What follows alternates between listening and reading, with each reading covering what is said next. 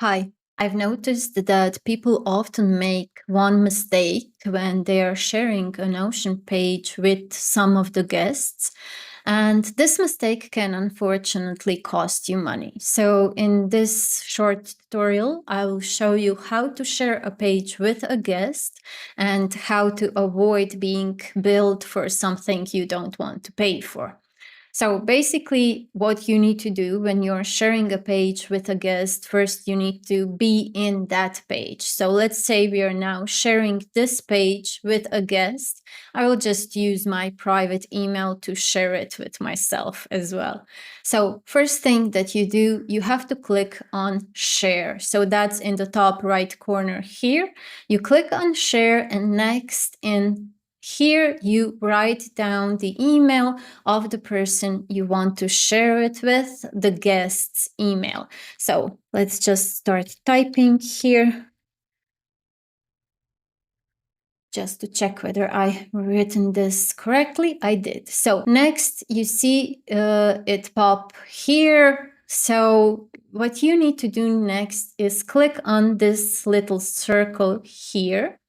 And what we will be doing next is we will be changing the level of access. So by default, my guest would get full access here. I want to change this, so I will just go with can edit here. In databases, you will also have the option to change it to can edit content. So just to limit what a guest can do in a database, if they can just edit content, this means they can't change the structure of the database, but they can add new pages, they can edit content and everything else.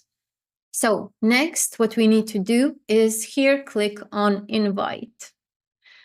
Now, here's the crucial part, the most important thing. It would be natural to just click on add to workspace here.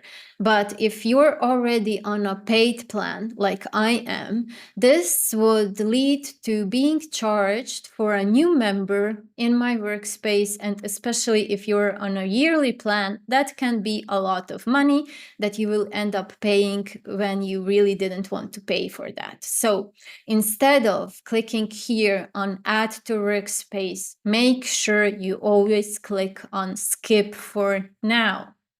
And now we have shared this page with a guest. This is my guest here. And if I want to remove the guest from this page, I can also do that just by clicking here on remove. So that's it. Basically, just be careful in that last step. Don't click on add to workspace, but skip for now. I hope this helps. Thank you. Bye.